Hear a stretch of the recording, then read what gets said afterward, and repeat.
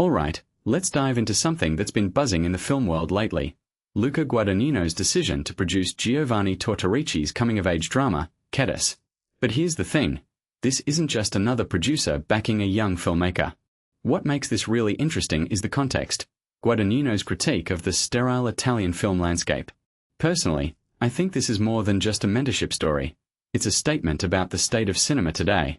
So, let's break it down.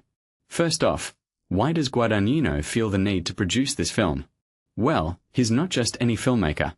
He's someone who's deeply rooted in Italian cinema, yet is also a global name. When he talks about Italian cinema becoming sterile, it's not just a throwaway comment. What many people don't realize is that Italy was once a powerhouse of cinematic innovation, from Fellini to Antonioni. But, as Guadagnino points out, the rise of private TV and the Berlusconi era changed everything. Genre films disappeared, and cinema became more about authorship than storytelling. If you take a step back and think about it, this isn't just an Italian problem. It's a global trend where commercial pressures often kill creativity. So, when Guadagnino sees someone like Tortorici, who's trying to break free from that mold, he feels compelled to support him. It's not just about the film, it's about preserving a mindset, a way of seeing the world through cinema. Now, let's talk about Ketty itself. Set in Palermo in 2012, the film follows Giulio, a 16-year-old who's basically drifting through life. His encounter with Ketty, a more self-assured peer, becomes a turning point. What's fascinating here is how the film uses this coming-of-age story to critique larger societal issues.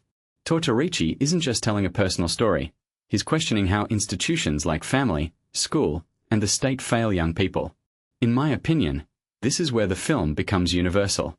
It's not just about Italy, it's about the struggles of youth everywhere. And the fact that Monica Bellucci plays Giulio's mother? That's a detail I find fascinating. It adds this layer of complexity to the family dynamics, which Tortorici clearly wants to explore. But here's where it gets even more intriguing. Guadagnino's role as a producer. He's not just writing checks, he's actively shaping the future of Italian cinema. When he says, "You must protect a personality like Giovanni," he's not being dramatic. He's making a point about the importance of nurturing talent in an industry that often prioritizes profit over art. Personally, I think this is a call to action for all of us who care about cinema. If we don't support filmmakers like Tortorici, who will? And what does that mean for the future of storytelling? What this really suggests is that cinema isn't just about entertainment. It's about reflection, critique, and connection. Tortorici's next project, where he plans to explore stories from difficult neighborhoods in Palermo, is a perfect example. He's not just sticking to what he knows, he's pushing himself to understand different experiences. This raises a deeper question. How many filmmakers today are willing to take that risk? In a world where algorithms dictate what gets made, Tortorici's approach feels almost revolutionary. So, here's my closing thought. Ketty isn't just a film, it's a manifesto. It's Guadagnino saying, this is what cinema can and should be, and Tortorici proving him right.